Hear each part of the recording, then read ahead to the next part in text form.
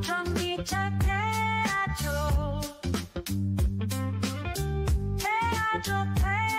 안녕하세요. 전기차 태저입니다. 만약 여러분이 테슬라에 관심이 있다면 여기에서 채널을 구독하여 최신 뉴스를 놓치지 마세요. 우리가 10만 명의 구독자 목표를 달성할 수 있도록 도와주세요. 그리고 여러분은 우리의 독점 커뮤니티의 일원이 될 것입니다. 안녕하세요. 여러분, 오늘은 테슬라와 전기차 업계에 대한 흥미진진한 소식들을 가득 담아왔습니다. 테슬라 팬이라면 놓칠 수 없는 업데이트와 전기차 업계의 최신 동향까지 모두 다뤄보려고 하니 끝까지 함께 해주세요. 자, 모두 집중하세요.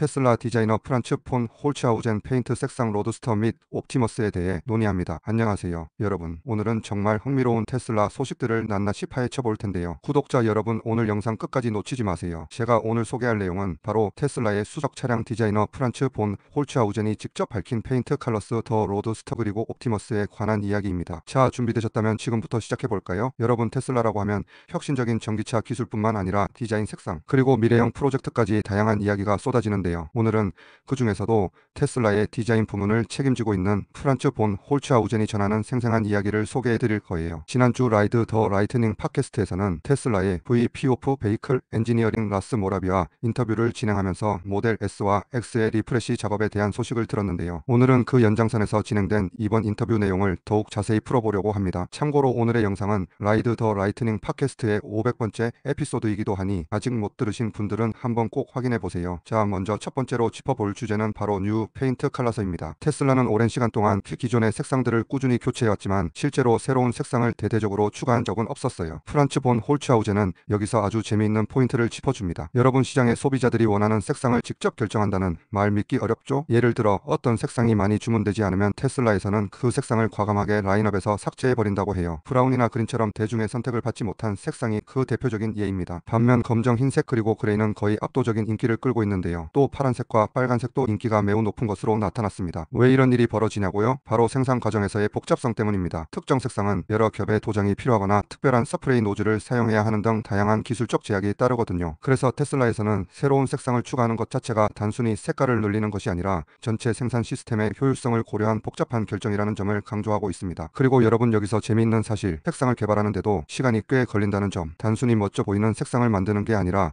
그 색상이 오랜 시간 동안 빛나고 내구성 테스트도 통과해야 하니까요. 예를 들어 테슬라는 로보택시 모델에서는 더 이상 전통적인 페인트를 사용하지 않고 플라스틱 패널 자체에 색소를 주입하는 방식으로 전환하려고 하는데요. 이는 도장 공정의 복잡성을 획기적으로 줄여주는 동시에 차량의 내구성을 더욱 높이기 위한 혁신적인 접근법이라고 볼 수 있습니다. 이제 두 번째로 소개할 주제는 글라시어 블루입니다. 여러분, 글라시어 블루는 테슬라가 지금까지 만든 세 번째 파란색인데요. 이 중에서도 가장 밝고 산뜻한 느낌을 주는 색상으로 주목받고 있습니다. 테슬라는 이 색상을 완벽하게 다듬기 위해 오랜 시간 동안 연구와 실험을 진행했는데요. 특히 은색 톤의 희귀피와 개성을 더하기 위해 여러 가지 피그먼트 실험을 거쳤다고 해요. 그리고 흥미로운 점, 프란츠 본 홀츠하우젠은 글라시어 블루가 북미 시장에 출시될지에 대해 구체적으로 언급하지는 않았지만 테슬라의 엔지니어 팀이 이미 새로운 색상들이 북미로 확산될 가능성을 암시한 바가 있어서 글라시어 블루 혹은 그 변형 버전이 북미 소비자들에게도 곧 선보일 가능성이 매우 높다는 점을 짐작할 수 있습니다. 또 한 가지, 유럽에서 인기를 끌고 있는 미드나잇 체리 레드 색상의 지속 여부에 대해서도 질문을 받았는데요. 프란츠는 이 색상이 정말 아름답고 테슬라가 많은 시간과 노력을 들여 만든 색상임을 강조하며 계속 지켜봐 달라고 답변했답니다. 여러분, 이제 테슬라의 또 다른 신비로운 주제로 넘어가 볼까요? 바로 테슬라의 2세대 로드스터입니다. 이 로드스터는 단순한 스포츠카 이상의 의미를 가지고 있어요. 테슬라는 이 차를 기술 쇼케이스이자 테스트베드로 활용하고 있는데요. 2017년 프로토타입 로드스터에 적용된 첨단 기술들이 결국 모델 S 프레이드와 같은 다른 차량에도 전파되었거든요. 이 로드스터는 말 그대로 모든 사람의 상상력을 사로잡을 만한 차량이어야 한다는 기대를 받고 있습니다. 있습니다. 어린 시절 포스터로도 꾸며졌던 그런 꿈의 차 말이죠. 사실 우리가 마지막으로 로드스터에 관한 소식을 들은 것은 딱 1년 전인데요. 당시 앨런 머스크는 디자인 목표를 대폭 높였다고 밝혔었어요. 그리고 그때는 2025년 출시를 목표로 했지만 지금 상황을 보면 그 일정은 조금 어려워 보일 수도 있다는 의견이 나오고 있습니다. 하지만 여러분, 이런 첨단 기술 차량은 소량 생산이 일반적이기 때문에 대중시장에 바로 보급되기보다는 테슬라의 미래 기술 개발을 위한 실험대로서의 역할을 계속할 것이라고 이해하면 됩니다. 또 한 가지 재미있는 점은 로드스터가 테슬라의 레이싱 프로그램 역할을 한다는 것입니다. 이 말은 로드스터를 통해 개발된 기술들이 나중에 사이버트럭 같은 다른 모델에도 적용될 수 있다는 뜻인데요. 예를 들어 사이버트럭에 냉동 로켓 부스터 같은 신개념 기술이 적용될 수도 있다는 상상을 해볼 수 있습니다. 여러분 상상해보세요. 고속도로 위에서 로켓 부스터가 발사되는 사이버트럭, 정말 미래지향적이지 않나요? 그리고 이제 우리가 주목해야 할 또 하나의 미래 프로젝트, 바로 옵티머스입니다. 옵티머스는 자동차가 아니지만 테슬라의 디자인팀이 매우 심혈을 기울여 개발하고 있는 인간형 로봇 프로젝트예요. 테슬라의 프란츠 본 홀츠하우젠과 그의 팀은 기존의 틀을 깨고 인간의 형태를 최대한 정교하게 구현하기 위해 끊임없이 도전하고 있습니다. 여러분, 인간의 몸은 정말 복잡하잖아요. 기계적으로 재현하기란 쉽지 않은 일이죠. 그래서 테슬라는 전통적인 디자인팀과 달리 디자이너와 엔지니어들이 한 팀으로 협업하며 맞춤형 액추에이터와 관절 시스템을 개발해 왔습니다. 이 과정을 통해 옵티머스는 단순히 로봇이 아니라 예술성과 기술적 정밀함을 동시에 갖춘 혁신적인 작품으로 거듭나고 있습니다. 여러분도 혹시 로봇 청소기를 넘어서 미래에는 인간과 거의 유사한 모습의 로봇이 우리 일상에 등장할 날을 상상해 보신 적이 있으신가요? 바로 이 옵티머스가 그 꿈의 한 조각일지도 모른답니다. 더 나은 그리고 합리적인 가격의 제품 테슬라의 미션, 마지막으로 테슬라가 추구하는 철학에 대해 잠깐 이야기해 볼게요. 테슬라의 미션은 단순합니다. 모든 제품이 프리미엄 느낌을 주면서도 소비자가 지불한 가격보다 훨씬 더 많은 가치를 제공해야 한다는 것이죠. 고급 모델이든 합리적인 가격의 모델이든 테슬라는 내구성이 뛰어나고 디자인도 아름다운 탁월한 성능의 제품을 만드는 데 집중하고 있습니다. 이런 철학은 테슬라가 다양한 재료와 혁신적인 기술을 탐구하게 만들었고, 이는 곧 제품 하나하나에 엄청난 연구와 개발이 들어가 있다는 뜻이죠. 실제로 프란츠 본 홀츠하우젠은 인터뷰 도중 프로덕트라는 단어를 여러 번 언급하며 테슬라가 단순한 자동차 제조사가 아니라 전반적인 프리미엄 경험을 제공하는 제품군을 개발하고 있음을 강조했어요. 테슬라의 새로운 감속 옵션 브레이크 페달을 밟을 때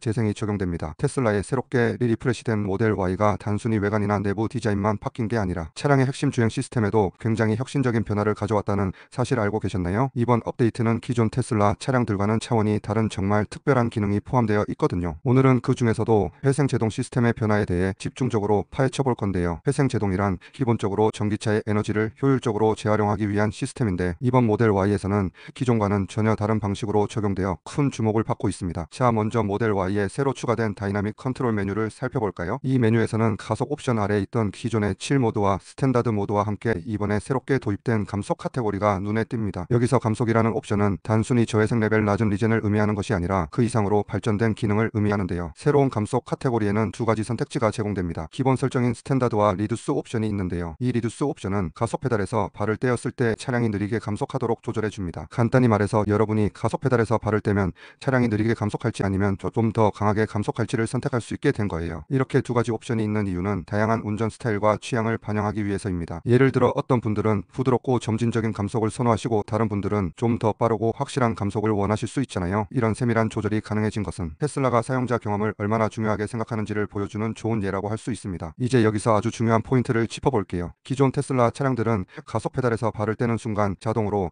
회생 제동이 작동했는데요. 이때 회생 제동의 강도를 노멀과 로우 두 가지로 선택할 수 있었습니다. 그런데 문제는 로우 옵션이 실제 운전 경험에 부정적인 영향을 주었다는 점입니다. 일부 신규 전기차 운전자들은 노멀 모드의 감속 속도가 너무 빠르다고 느꼈고, 로우 모드는 배터리 효율과 제동 성능에 악영향을 미친다고 판단되어 결국 테슬라에서는 로우 모드를 제거하게 되었죠. 그동안 테슬라의 회생 제동 시스템은 가속 페달에서 발을 떼면 작동하는 식이었기 때문에 브레이크 페달을 밟으면 항상 물리적인 제동 시스템이 작동했어요. 그런데 이번 모델 Y에서는 상황이 달라졌습니다. 이제는 가속 페달을 놓았을 때뿐만 아니라 브레이크 페달을 살짝 눌렀을 때도 회생 제동이 활성화될 수 있게 된 거예요. 즉, 여러분이 브레이크 페달을 탭할 때 차량은 탭의 강도에 따라 물리적 제동 대신 회생 제동을 적용할 수도 있다는 의미인데요. 이로 인해 에너지 효율성을 크게 높일 수 있게 되었어요. 예를 들어 여러분이 도심에서 신호대기 시나 정체 구간에서 운전할 때 브레이크 페달을 살짝 누르는 것만으로도 차량이 충분한 감속을 하면서 회생 제동을 통해 에너지를 회수할 수 있습니다. 이렇게 되면 기존의 로우 모드에서 발생했던 효율 손실 문제도 자연스럽게 해결되는 셈이죠. 그럼 구체적으로 어떤 방식으로 회생 제동의 강도를 조절할 수 있을까요? 새로운 모델 Y에서는 가속 페달을 놓을 때 스탠다드와 리두스 두 가지 감속 옵션 중 하나를 선택할 수 있습니다. 스탠다드 옵션 기본 설정으로 가속 페달에서 발을 떼면 차량이 기존의 강한 회생 제동을 적용하게 됩니다. 이 모드는 에너지 회수율이 높고 대부분의 운전자들에게 익숙한 익숙한 한 페달 주행 느낌을 제공합니다. 리드스 옵션, 이 옵션을 선택하면 가속 페달에서 발을 뗄 때 차량이 다소 느리게 감속하도록 설정됩니다. 즉 회생 제동의 강도가 낮아져서 차량이 조금 더 부드럽게 속도를 줄이게 되는 것이죠. 그리고 여기서 재미있는 점은 브레이크 페달을 누를 때 차량이 어떻게 반응하는지입니다. 이제는 브레이크 페달을 누르는 강도에 따라 차량이 물리적인 제동과 회생 제동 중 어떤 것을 선택할지 결정하는 시스템이 탑재되었습니다. 예를 들어 브레이크 페달을 가볍게 누르면 회생 제동이 계속 유지되고 더 강하게 누르면 물리적 제동이 개입되어 안전하게 감속되는 방식입니다. 이렇게 되면 한쪽은 에너지 효율성을 극대화하고 다른 한쪽은 긴급 상황에서의 안전성을 보장할 수 있는 일종의 두 마리 토끼를 잡는 시스템이라고 할 수 있습니다. 운전 경험과 학습 곡선, 물론 모든 기술이 그렇듯이 새롭게 도입된 기능에는 익숙해지는데 약간의 학습 곡선이 있습니다. 테슬라는 여전히 한 페달 주행을 권장하고 있지만 이번 업데이트를 통해 브레이크 페달을 활용한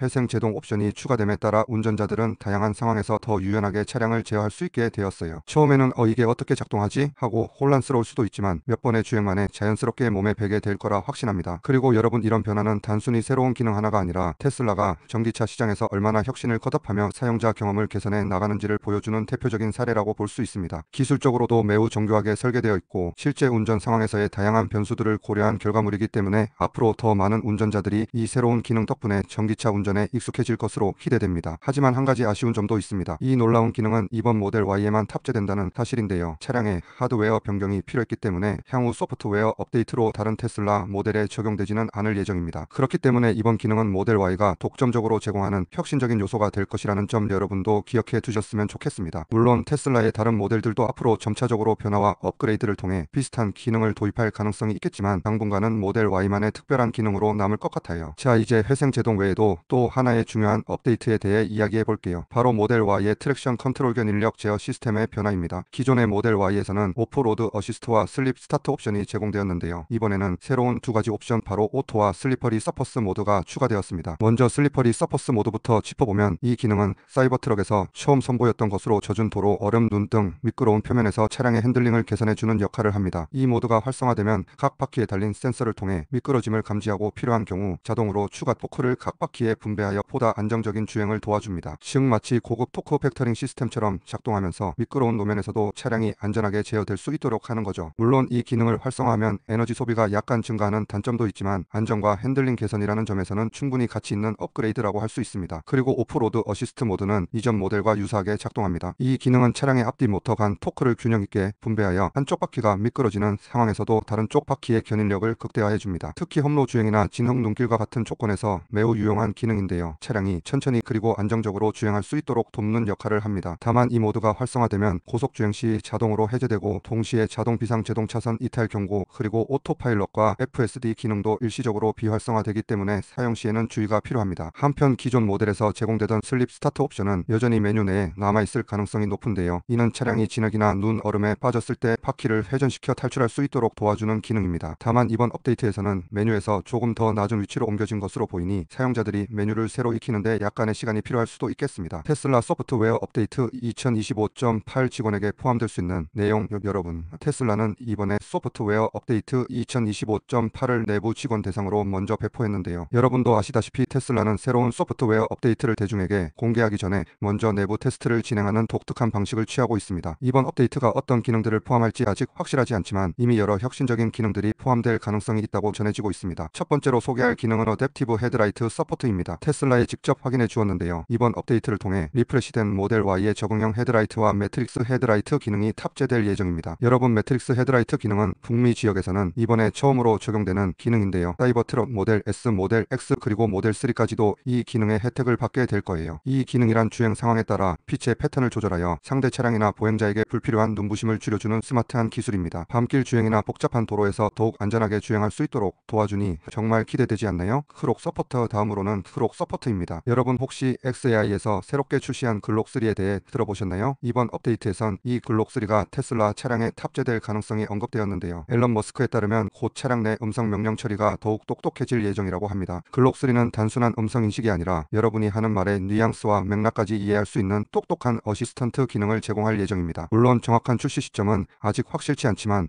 봄에 론칭될 가능성이 크다고 하니 기대해도 좋을 것 같아요. 사이버트럭 업데이트, 그리고 여러분, 사이버트럭에 관한 소식도 빼놓을 수 없죠. 사이버트럭의 프로그램 매니저 SIDDHANT AWASTHI가 전해준 바에 따르면 이번 업데이트에는 사이버트럭의 서스펜션 제어 기능이 대폭 업그레이드 될 예정입니다. 지금까지는 차량 높이 조절만 가능했지만 앞으로는 테슬라 앱을 통해 더욱 다양한 높이 조절 옵션이 제공될 것으로 보입니다. 게다가 지난 업데이트 2025.2에서 빠졌던 콜드 웨더 픽스도 이번 업데이트에 포함될 가능성이 있는데요. 이는 특히 추운 날씨에 충전 속도가 저하되거나 회생 제동 리젠이 제대로 작동하지 않는 문제를 개선하는 데 큰 도움이 될 것입니다. 인캐빈 레이더 서포트, 또 하나 주목할 기능은 인캐빈 레이더 서포트입니다. 테슬라는 이미 오래된 모델 Y 차량들에 이 기능을 일부 활성화했는데요. 이 기능은 앞좌석 점유 센서를 대체하여 레이더를 통해 보다 정확하게 차량 내 승객의 존재를 감지합니다. 앞으로는 다른 모델들도 이 기능의 혜택을 받게 될 예정이며 Q3 2025에는 후석 승객 감지까지 지원할 계획이라고 하니 가족 단위 운전자분들에게는 정말 반가운 소식이 아닐 수 없습니다. 이 기능은 중국 사용자들을 위해 이미 1월 초에 출시되었는데요. 최소 정체 고속도로 우선 그리고 최저 통행료 같은 다양한 경로 옵션을 제공하며 서비스 에리어 모달 L을 통해 고속도로 서비스 구역에 있는 편의시설 정보를 한눈에 볼 수 있게 해줍니다. 앞으로 이 기능들이 북미와 유럽에서도 적용될 수 있을지 기대가 됩니다. 저도 고속도로 주행 시 통행료와 정체 상황을 한 번에 체크할 수 있다면 정말 편리하겠다는 생각을 해봤습니다. TRAI-LER 프로파일즈 4 모델 SXY 이외에도 TRAI-LER 프로파일즈 기능이 있습니다. 사이버트럭 출시와 함께 처음 선보인 이 기능은 지금은 사이버트럭에만 적용되고 있지만 가까운 시일 내에 모델 SXY 같은 다른 차량들도 지원될 것으로 보입니다. 이 기능을 사용하면 트레일러의 종류, 제동 설정 등 다양한 정보를 저장할 수 있어 에너지 사용량을 보다 정확하게 예측하고 트레일러 주행 시 주행 거리도 쉽게 추적할 수 있습니다. 커스텀 비컬 랩스 4 모델 S3XY 또 한 가지 흥미로운 기능은 커스텀 비컬 랩스입니다. 2024 홀리데이 업데이트 때 사이버트럭에 적용된 기능으로 차량 시각화에서 원하는 스타일의 랩핑을 적용할 수 있었는데요. 이 기능은 실제 차량에 붙인 랩핑이나 택칼과도 맞물려 라이선스 플레이트 커스터마이징 번호판 스타일 숫자 문자의 디자인 등까지 지원합니다. 테슬라는 이 기능을 점차 다른 모델에도 확대 적용할 예정이라고 하니 여러분이 직접 자신만의 개성 있는 디자인을 적용할 수 있는 날도 머지않았을 것 같아요. 센트리 모드 이피션시 업데이트 마지막으로 사이버트럭의 센트리 모드 효율성 개선도 큰 변화 하나입니다. 작년 11월에 테슬라는 사이버트럭의 센트리 모드 에너지 사용량을 무려 40% 절감하는 혁신을 이루었는데요. 이는 차량의 온보드 컴퓨터 기능을 보다 효율적으로 활용한 결과라고 합니다. 앞으로 이 개선 사항이 다른 모델들에도 빠르게 확산된다면 전반적인 에너지 효율성이 크게 높아질 것으로 기대됩니다. 릴리스 데이트 이 모든 기능들이 언제쯤 일반 고객들에게 공개될지에 대해서는 보통 테슬라가 내부 직원들에게 배포한 후 12주 내에 공개하는 경향이 있다고 합니다. 때로는 5일 만에 때로는 2주 정도 걸리기도 하니 앞으로 12주 후에 정식 릴리즈 노트를 확인할 수 있을 것으로 보입니다.